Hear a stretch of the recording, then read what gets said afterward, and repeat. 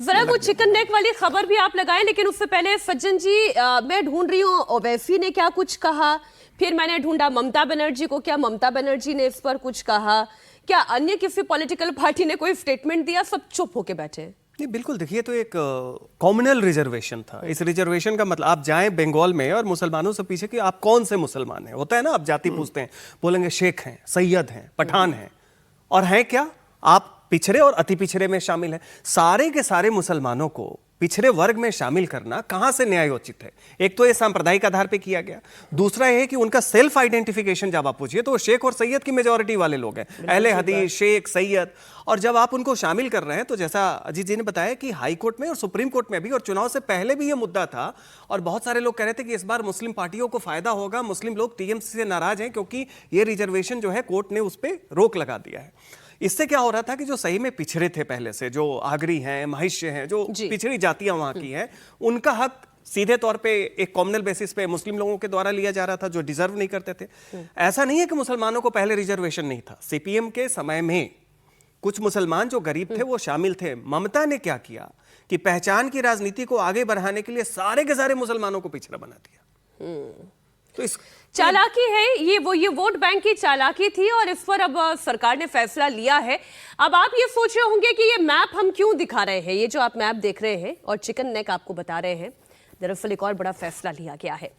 भारत के लिए सुरक्षा और सामरिक तौर पर बेहद महत्वपूर्ण सिलीगुड़ी कॉरिडोर को पश्चिम बंगाल सरकार ने केंद्र को सौंप दिया है।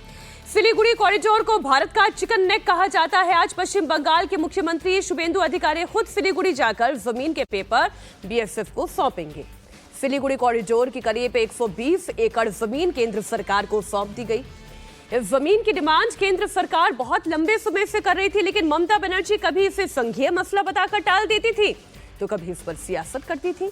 लेकिन अब शुभेंदु अधिकारी ने क्लियर फैसला लिया, यह जमीन केंद्र सरकार को सौंप दी है। केंद्र सरकार इस जमीन पर हाईवे और रेलवे नेटवर्क को मजबूत करेगी, जिससे कि नॉर्थ ईस्ट के राज्यों की बाकी भारत के साथ कनेक्टिविटी बेहतर हो जाएगी। साथ ही आर्मी की मूवमेंट को भी आसान किया जा सकेगा। ये चिकन नेक नेपाल और बांग्लादेश की इंटरनेशनल बॉर्डर से टच होती है। इसकी लंबाई कुल 60 किलोमीटर है। इस चिकन नेक से इंडिया के उत्तर पूर्व के 7 राज्य अरुणाचल प्रदेश, असम, मणिपुर, मेघालय, मिजोरम, नागालैंड और त्रिपुरा ये कनेक्ट होते हैं। सिक्किम जाने का रास्ता भी यहीं से होकर गुजरता है।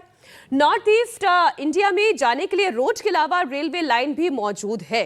दरअसल इस रूट पर हाईवे प्रोजेक्ट्स का काम बहुत समय से अटका हुआ था। अब इसकी वैल्यू क्या है ये तो आप इस पूरे मैप से समझ पा रहे हैं जो हमने आपके सामने रखा। और ममता बनर्जी की ये कौन सी पॉलिटिक्स थी अजीत जी कि ये सिलीगुड़ी उनका अपना है, जिन 7 राज्यों की बात करें वो भी भारतीय राज्य हैं, इनकी कनेक्टिविटी बेहतर होती है तो पश्चिम बंगाल की भी स्थिति बेहतर होगी। क्यों इसको जकड़ के अपने हाथ में मुट्ठी में रखना चाहती थी वो? देखिए, जिस तरह से पहले अभी हम लोग जो बात कर रहे थे और सज्जन जी ने कहा जिसको पहचान की राजनीति, जो हम लोग कह रहे थे कि मुस्लिम पहचान की राजनीति को आगे बढ़ाया वोट बैंक के लिए, उसी तरह से ममता बनर्जी क्षेत्रीय पहचान की भी राजनीति करती हैं। और वो इसको क्षेत्रीय अस्मिता के साथ जोड़ती थी कि ये हमारा क्षेत्रीय अस्मिता का मामला है, इसको भारत सरकार लेना चाहती है। ये बार बार जो कहती है कि नॉर्थ बंगाल को अलग करना चाहती है भारतीय जनता पार्टी की केंद्र सरकार, तो वो एक क्षेत्रीय अस्मिता की बात भी ले आती है साथ के साथ, क्योंकि ये इमोशनल इशू होता है। इसका महत्व देखिए क्या है, कितना बड़ा महत्व। आपने पूछा कि ममता बनर्जी क्यों कर रही थी, तो उसका कारण विशुद्ध रूप से ये था कि जनता के मन में आप ये भाव बैठाएं कि तुम्हारी जमीन भारत सरकार लेना चाहती है। जनता का कोई फायदा हो रहा था, नुकसान हो रहा था, देश का नुकसान हो रहा था। सबसे बड़ा नुकसान ये उनका वोट का फायदा उनको हो रहा था क्षेत्रीय अस्मिता की बात से, अस्मिता की भावना से।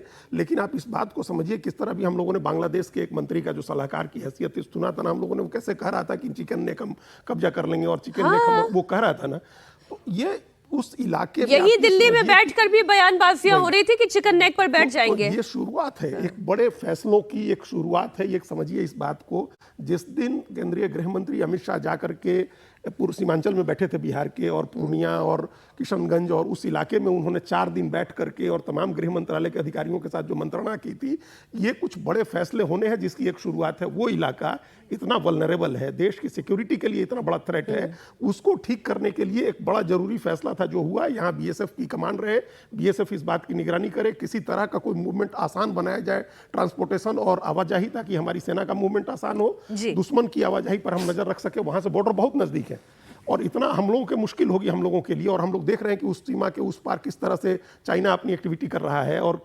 हमारे दुश्मन देशों के साथ किस तरह के संबंध है उसके। तो ये एक बड़ा जरूरी फैसला था, पहले होना चाहिए था, अब हुआ।